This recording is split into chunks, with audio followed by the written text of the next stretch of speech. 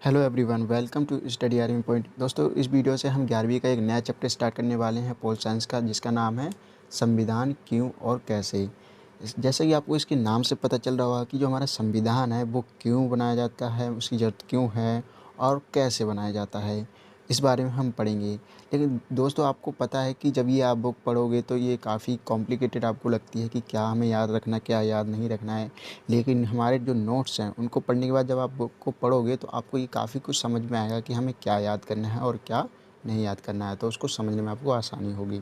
तो जो चैप्टर होता है उसके अंदर आपको मूलतः जो संविधान है उसके पहले कार्य बताए गए हैं, और उसमें पहला एक क्वेश्चन यही पूछा गया है कि आखिरकार हमें संविधान की क्या आवश्यकता है। तो देखो, अगर हम ये इसका क्वेश्चन का आंसर ढूँढते हैं तो मुख्यतः 4 हमारे जो मुख्य कार्य हैं संविधान के वो निकल के आते हैं। तो इसका डायरेक्ट क्वेश्चन बन सकता है कि संविधान के कार्य क्या हैं, या बोल सकते हैं कि संविधान को क्यों महत्वपूर्ण माना जाता है, या फिर संविधान क्यों ज़रूरी है। इस तरह से क्वेश्चन पेपर में आपके ये क्वेश्चन आ सकता है।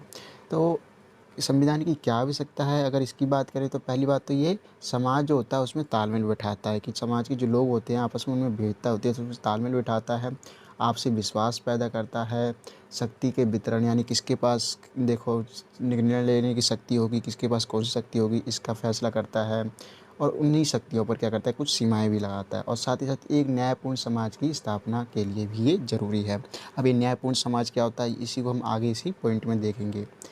अब देखो, इसका एक-एक पॉइंट हम डिस्कस करते हैं। तो पहला पॉइंट हमने अभी क्या देखा था कि समाज क्या करता है, संविधान क्या करता है, समाज में तालमेल और भरोसा दिलाता है। ये कैसे दिलाता है? तो देखो, हमारी सामाजिक भिन्नता होती है वो कई आधार पर होती है, कि धर्म के आधार पे, कि अलग-अलग धर्म के लोग हैं। कुछ मुस्लिम हैं, कुछ ईसाई हैं, कुछ हिंदू हैं, और कुछ ऐसे भी लोग हो सकते हैं जो किसी भी धर्म को नहीं मानते हों। साथ ही साथ जाति के आधार पे भी हो सकते हैं, कि कई जाति के लोग हैं। उम्र के आधार पे हो सकते हैं कि कोई छोटे, कोई बड़े, कोई बूढ़े, कोई जवान, बच्चे, ये भी हो सकते हैं। स्त्री पुरुष हो सकते हैं, और उनकी पसंद और व्यवसाय भी अलग-अलग हो सकते हैं।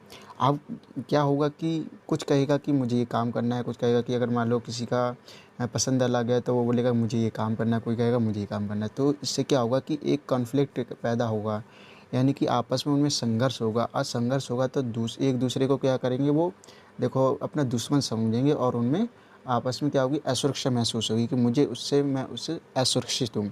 तो एक उनको सुरक्षा प्रदान करने वाला कोई तो चाहिए, कि तुम इस समाज में रह रहे हो, कि आप क्या हो, सुरक्षित हो। लेकिन ऐसा कैसे होगा? तो समाज में रहना है उनको एक साथ, क्योंकि वो सामाजिक प्राणी है, मतलब मनुष्य क्या है, एक सामाजिक प्राणी है। तो अब उनको क्या करना पड़ेगा, कुछ ऐसे बुनियादी नियमों की आवश्यकता पड़ेगी जो सब पे लागू हों। यानी कि उस ये मतलब कि जो उसके सामने वाला प्रत्यक्ष है उस पे भी लागू हों और खुद पे भी लागू हों। तो इससे क्या होगा, दोनों में आपसी विश्वास और तालमेल बनेगा। लेकिन ये सामाजिक नियम होंगे क्या? ये पहली बात तो सार्वजनिक रूप से स्वीकृत हो, मतलब सभी द्वारा स्वीकार किए जाएँ। ऐसा नहीं कि 10 लोगों ने बोल दिया तो हाँ वो नियम बन गया, नहीं। पूरा समाज उसको स्वीकार करे, और एक जो संस्था हो उस पे उसको मतलब कि मोहर लगा दे कि ये नियम है, तब तो ये माना जाएगा। दूसरा, ये कानून द्वारा लागू किए जाएँ अगर, तो लोगों में विश्वास बढ़ जाएगा कि हाँ ये कानून लागू करेगा, और जो इसको मतलब कि इसका पालन नहीं करेगा उसको न्यायालय द्वारा दंड दिया जाएगा। अगर ऐसा होता है तो सभी क्या करेंगे, नियमों का पालन करेंगे। अगर सब नियमों को पालन करने लग गए तो उनमें आपस में क्या होगा, विश्वास पैदा होगा, और समन्वय यानी कोऑर्डिनेशन आपस में बना रहेगा। तो ये तो था हमारा फर्स्ट पॉइंट कि संविधान क्या का इसका पहला कार्य क्या हो गया, कि संविधान क्या करता है, बुनियादी नियमों का एक ऐसा समूह है, मतलब कि जो है या फिर उपलब्ध कराता है, जिससे समाज के सदस्यों में एक न्यूनतम समन्वय और विश्वास बना रहे। तो ये संविधान का पहला कार्य हो गया कि वो एक ऐसा मतलब कि नियमों का समूह बनाता है या फिर उपलब्ध कराता है, कि समाज के जो सदस्य हैं उनमें न्यूनतम समन्वय यानी कोऑर्डिनेशन और विश्वास बना रहे। अब इसके अगर हम दूसरे मतलब कि फ़ीचर्स की बात करें, या कह लो कि इसके दूसरे कार्य की बात करें, तो वो हो गया कि निर्णय निर्माण शक्ति की विशिष्टताएँ, कि आखिरकार निर्णय निर्माण कैसे किया जाएगा, कौन करेगा। तो देखो, संविधान ही बताता है कि कुछ बुनियादी नियम हैं, वो क्या करेंगे, उनका निर्माण होगा। लेकिन ये निर्माण मतलब कि ये जो बुनियादी नियम हैं, ये संविधान ने तो बना दिए कि हाँ, अब ये समाज है, इस समाज में ये लोग इन बुनियादी नियमों का पालन करेंगे। लेकिन अब सवाल उठता है कि आखिरकार ये बुनियादी नियम होंगे क्या? ठीक है? तो इनको कौन बनाएगा, और यह निर्णय कौन करेगा कि कौन से नियम देखो लागू करने चाहिए, कौन से नियम नहीं लागू करने चाहिए, और हम पे फिर शासन कौन से नियमों से होगा। तो ये सारे समूह का जवाब भी कौन देता है, मतलब कि क्वेश्चन का जवाब भी कौन देता है, हमारा संविधान ही देता है कि ये सारे नियम जो हैं जो बनाए जाएंगे वो जनता द्वारा ही बनाए जाएंगे और जनता पे ही लागू होंगे। तो ये कैसे होगा, इसका जवाब भी हम कई तरह से दे सकते हैं कि जो पुराना, अगर हम राजतंत्र की बात करें तो राजतंत्र में क्या होता था कि जो राजा होता था वो सारे नियम बनाता था और वो ही लागू करता था। तो मतलब सर्वोच्च शक्ति जो होती है उसके पास होती थी। लेकिन हमारा अगर सोवियत संघ की बात करते हैं, जिसके बारे में आप देखो अगली क्लास में पढ़ोगे 12th में, तो सोवियत संघ क्या था, ये रूस का, मतलब कि रूस ही था एक तरह से पहले, लेकिन कई सारे राज्यों को मिला के बना हुआ था। तो इसमें क्या होता था कि सिर्फ एक ही पार्टी जो कि कम्युनिस्ट पार्टी थी वो राज करती थी और सारे नियम वही बनाती थी। जैसे एक तरह से राजा जैसे बनाता है वैसे यहाँ पर एक पार्टी थी, कहने के लिए लोकतांत्रिक पार्टी थी, लेकिन वहाँ पर सिर्फ एक ही पार्टी हमेशा जीती थी और सारे, मतलब कि जितने भी नियम होते थे, कायदे कानून, सब यही बनाती थी। तो ये तो दूसरा तरीका हो गया। अब एक होता है लोकतंत्र। तो लोकतंत्र भी दो तरह का होता है, एक होता है प्रत्यक्ष लोकतंत्र, एक अप्रत्यक्ष लोकतंत्र। अगर लोकतंत्र में मान लो कि क्या करते हैं, हमारा देश क्या है, लोकतांत्रिक है। तो लोकतांत्रिक देश में क्या होता है कि लोग देखो शासन करते हैं, यानी कि वो ही रूल बनाते हैं अपने लिए ताकि वो समाज में रह सकें। तो लोकतंत्र पुराने ज़माने में एक ऐसा होता था कि प्रत्यक्ष होता था। वहाँ पर क्या होता था, जो प्राचीन यूनान है, अगर इसकी बात करें, प्राचीन यूनान आपने देखा यूरोप का देश है, तो यहाँ पर क्या होता था कि लोग सामूहिक रूप से इकट्ठे होते थे और इकट्ठे होकर वो किसी निर्णय पर क्या करते थे, वोट डालते थे कि क्या ये, मतलब काम होना चाहिए या फिर नहीं होना चाहिए। तो प्रत्येक मुद्दे पर क्या करते थे, वो वोट देते थे।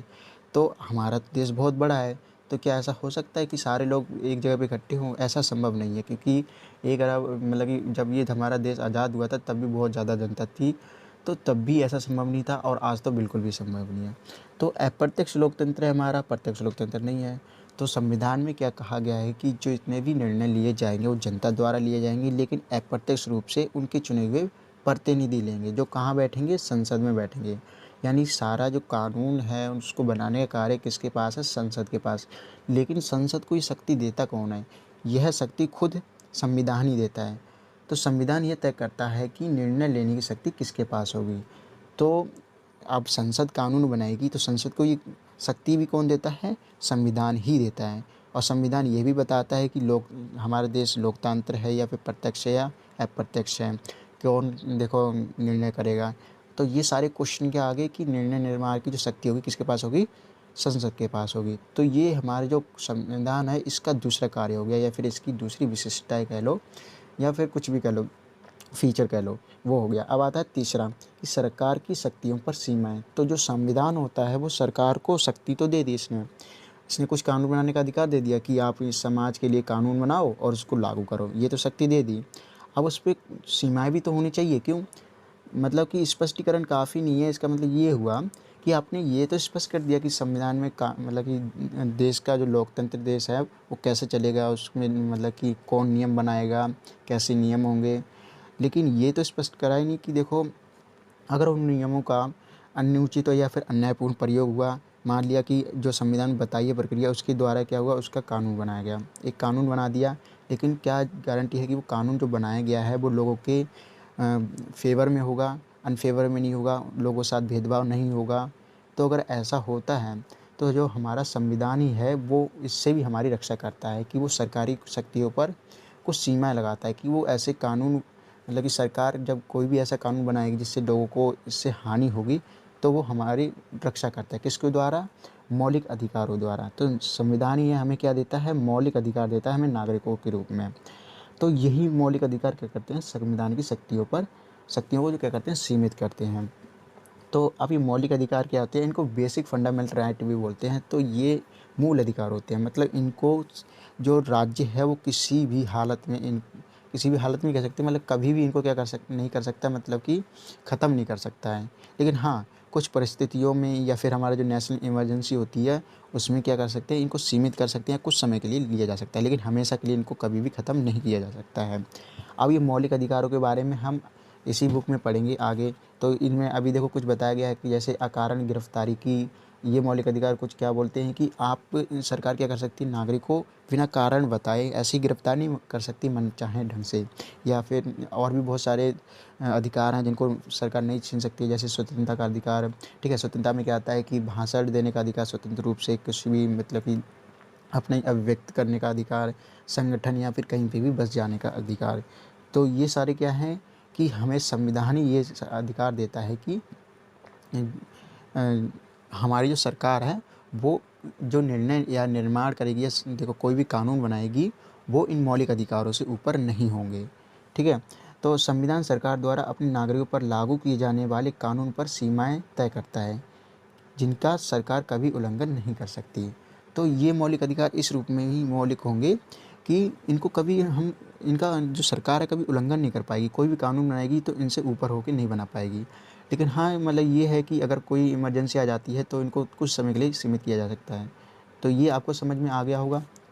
अब आगे बढ़ते हैं कि हमारा जो चौथा जो संविधान का कार्य है, फीचर है, वो क्या है, समाज की आकांक्षाएं और लक्ष्य। ठीक है, तो ये की है दरअसल यहाँ पर समाज की क्या है, आकांक्षा और लक्ष्य। जो संविधान होता है वो क्या होता है, समाज की आकांक्षाएं और लक्ष्य होता है। तो ठीक है, इसको संविधान मतलब कि संविधान को समाज की आकांक्षा और लक्ष्य, आकांक्षा को पिटारा भी कहते हैं, ऐसे हम इसको समझ सकते हैं। इसका मतलब क्या है, इसको भी समझ लेते हैं।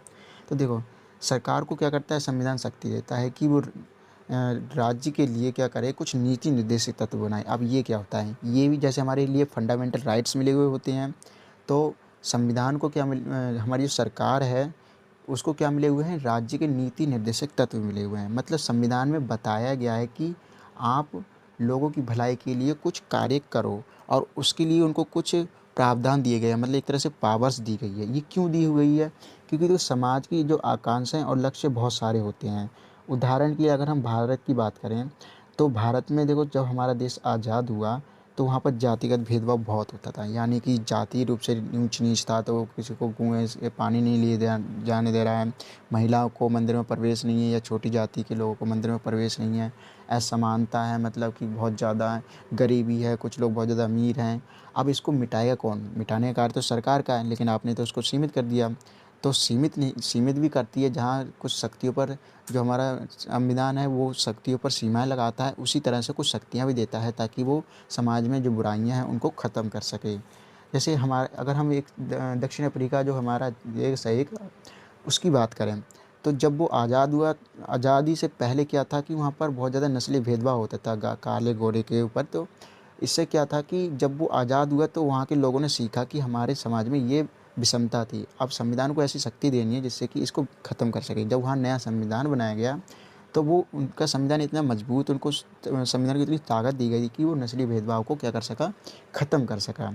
उसको एक मतलब कि नस्ल के आधार पर भेदभाव करना वहाँ पर क्या कर दिया गया, दंडनीय अपराध घोषित कर दिया गया। ठीक है, तो अतः एक न्यायपूर्ण समाज की स्थापना के लिए संविधान जरूरी है। तो ये भी हमारे क्या आ गया, इसका चौथा फीचर निकल के आ जाता है, यानी कि संविधान का चौथा कार्य आ जाता है निकल के, जिसकी वजह से हमें उसकी ज़रूरत होती है। तो इसको एक बार हमारे जो बुक में दिया गया है उसको भी रीड कर लेते हैं कि संविधान सरकार को एक ऐसी क्षमता प्रदान करता है जिससे वह न्यायपूर्ण समाज की स्थापना के लिए उचित परिस्थितियों का निर्माण कर सके। तो आपको न्यायपूर्ण समझ आ गया होगा कि न्यायपूर्ण मतलब कि जहाँ पर कुछ लोग बहुत ज़्यादा गरीब हैं, कुछ अमीर हैं, तो जो गरीब हैं उनको तो न्याय नहीं मिला ना, तो उनको ऊपर उठाने के लिए सरकार को कुछ रिजर्वेशन टाइप का रखना पड़ेगा। तो इसी तरह से आप देखते होंगे कि एजुकेशन में रिजर्वेशन मिलता है कुछ लोगों को, कुछ लोगों को जो सीटें होती हैं मतलब नौकरी होती है उनमें रिजर्वेशन मिलता है, महिलाओं को रिजर्वेशन मिलता है। तो ये क्यों होता है, क्योंकि वो लोग कई सालों से पिछड़े हुए हैं और कुछ लोग बहुत ज़्यादा आगे बढ़ गए उनको दबा के। तो जो बढ़ गए उन तक लेवल तक पहुंचाने के लिए जो छोटे पिछड़े लोग हैं, सरकार क्या करती है, कुछ ऐसे नियम कायदे कानून बनाती है जिससे कि वो अपनी परिस्थितियों के अनुसार ढल से मतलब कि आगे बढ़ सकें, उनकी ख़राब परिस्थिति होने के बावजूद वो उनका मुकाबला कर सकें। अब देखो, ये तो हो गया हमारा फोर्थ पोस्ट। अब देखो एक आता है, फिफ्थ आती है इसकी फीचर। हालांकि जो क्वेश्चन में पूछा जाएगा कि देखो जो संविधान संविधान है हमें उसकी आवश्यकता क्यों है, तो आपको वो क्वेश्चन के 4 आंसर देने हैं। अब एक पांचवा जो पॉइंट आता है वो आता है कि राष्ट्र होता है, राष्ट्र की बुनियाद भी क्या होता है कि एक संविधान ही होता है। बुनियाद का मतलब हो गया कि जो राष्ट्र है यानी देश है उसकी पहचान कहाँ से मिलती है, एक तरह से संविधान से मिलती है कि हमारा राष्ट्र कैसा होगा। तो संविधान के माध्यम से ही किसी समाज की एकल सामूहिक इकाई के रूप में पहचान होती है। एकल सामूहिक रूप के मतलब कि उनकी जो कलेक्टिव आइडेंटिटी होती है कि आप ये कैटेगरी के लोग हो, मतलब आप देखो इंडियन हो या फिर आप जर्मन हो या फिर आप अंग्रेज हो या फिर आप जापानी हो, तो ये सारे देशों में रहने वाले लोगों को बोलते हैं। तो जापान के आधार पर जापानी लोग बोले जाते हैं। तो ये उनकी क्या है, एक कलेक्टिव सामूहिक क्या हो पहचान हो जाती है। तो ये भी हमें कहाँ से मिलती है, ये पहचान हमें संविधान से ही मिलती है। तो संविधान क्या है, नियम और सिद्धांत हमें देता है, ठीक है। संविधान में क्या बताए गए हैं कि संविधान में ये नियम और सिद्धांत बताए गए हैं, और हमें क्या करना होता है, वहाँ का नागरिक बनने के लिए हमें उनको स्वीकार करना पड़ता है। अगर हम स्वीकार करेंगे तो कहीं ना कहीं हम उन नियमों से बन जाएंगे कि हमें उनका पालन करना है। तो अगर हम उनका पालन करेंगे तो वो एक तरह से संविधान हमें क्या देगा, एक राजनीति का हमारी पहचान देगा। जैसे अगर हम उदाहरण के लिए बोलें कि समाज देखो, आपके देश हमारे देश में बोला गया है कि सभी को, जो यहाँ का नागरिक है वो कम से कम यहाँ पर देखो इतने वर्ष रहा हुआ होना चाहिए, जन्म यहाँ हो, ये रूल हो। तो अगर ऐसा होता है तो हमें एक पहचान मिल जाती है, हमें Aadhaar card, voter I D card, ये सब मिल जाता है। तो हमारी क्या बन जाती है, एक राजनीतिक पहचान मिल जाती है। ये तो हमारा हो गया पहला कि हमें देखो जो हमारी पॉलिटिकल आइडेंटिटी है वो कैसे मिलती है, कि हम कुछ नियम और कायदे कानून को किसी देश का मानते हैं, तो वो हमें क्या देता है, एक राजनीतिक पहचान देता है। देखो अब जो हमारा संविधान है वो जो नियम और सिद्धांत देता है, इन्हीं नियम और सिद्धांत, ये नियम और सिद्धांत हमें क्या देते हैं, एक विशाल ढांचा प्रदान करते हैं। लेकिन ये विशाल ढांचा कैसा है, अधिकारिक बंधन युक्त है। यानी कि इसमें जो अधिकारिक बंधन लगाए गए हैं, कि बंधन क्या है कि आपको ये नहीं करना है, अगर गलत कुछ होता है तो आपको वो नहीं करना है, आपको ये करना है। यानी कि आपको देश की रक्षा करनी है। जैसे मौलिक अधिकारों में क्या बताया गया है कि आपको राष्ट्रीय झंडे का सम्मान करना है, अपने देश का सम्मान करना है, ठीक है, राष्ट्रीय संपत्ति को नुकसान नहीं करना है। तो ये क्या बता रहा है कि आपकी मौलिकता को भी दर्शाता है कि आप अपने देखो मॉरलिटी से आप ये सोचोगे कि आपको देश के बारे में सोचना है, आपको उसका नुकसान नहीं करना है। तो ये कुछ बंधन है। तो इन्हीं परिस्थितियों में रहकर आपको मतलब कि ना दूसरे का बुरा करना है ना देश का, और उसमें अपना मतलब कोई विकास भी करना है। तो इन परिस्थितियों में रहकर हमें क्या करना पड़ता है, अपना विकास करना पड़ता है। यानी कि अपनी जो व्यक्तिगत आकांक्षा है, मतलब हमारी जो आकांक्षा है, हम ये करना चाहते हैं या फिर हमारा लक्ष्य है, वो हमें प्राप्त करना है, साथ ही साथ अपनी स्वतंत्रता का उपयोग करना है। तो वो सारे का सारा इस विशाल ढांचा है जो आधिकारिक बंधन युक्त है। यानी कि कुछ इसमें रूल्स हैं, उनको फॉलो करते हुए आपको ये करना पड़ेगा। यानी आपका जो भी गोल्स है आपको फॉलो करना पड़ेगा उन रूल्स को। तो ये हमारे क्या है, मौलिक जो देखो नीति है उसके बारे में दर्शाते हैं। तो इससे हमें क्या मिलती है, एक नैतिक पहचान मिलती है, ठीक है। तो नैतिक पहचान कैसे मिली, कि हमें अपनी देखो मॉरलिटी से सोचना होगा कि हम क्या कर सकते क्या नहीं कर सकते। तो ये एक तरह से संविधान ही है जो हमें कहीं ना कहीं से इन्फ्लुएंस कर रहा है, हमें प्रभावित कर रहा है कि आपको ये करना है, नहीं करना है। तो आप देख सकते हो कि जब हम मौलिक कर्तव्यों के बारे में पढ़ते हैं तो उसमें ऐसे काफ़ी देखो कुछ बताया गया है कि आपको ऐसा करना है, ऐसा नहीं करना है। अब तीसरा पॉइंट क्या आता है कि राष्ट्र की पहचान की अवधारणा। तो देखो जो राष्ट्र की पहचान की अवधारणा है वो अलग अलग देशों में अलग अलग अपनाई गई है। कि देखो जैसे संविधान में क्या काम देखो अधिकार होंगे, क्या कानून बनाए जाएंगे, किस तरह से बनाए जाएंगे, कौन बनाएगा, ये सारे तो करीब करीब सभी देशों में दिखाया गया है ताकि वो लोकतांत्रिक रहें। लेकिन ज़्यादातर देशों में अगर संविधान की जो राष्ट्रीय पहचान की अवधारणा की बात करते हैं तो वो हर संविधान में अलग अलग होती है। क्यों? क्योंकि हर देश अलग अलग पहचान रखता है, उसका ऐतिहासिक जो पहचान है वो अलग अलग है, उसी आधार पर उसका निर्माण भी हुआ है। जैसे अगर हम जर्मनी की बात करते हैं तो यहाँ क्या होता था, पहले नागरिक जो होते थे वो जर्मन नस्ल के हुआ करते थे।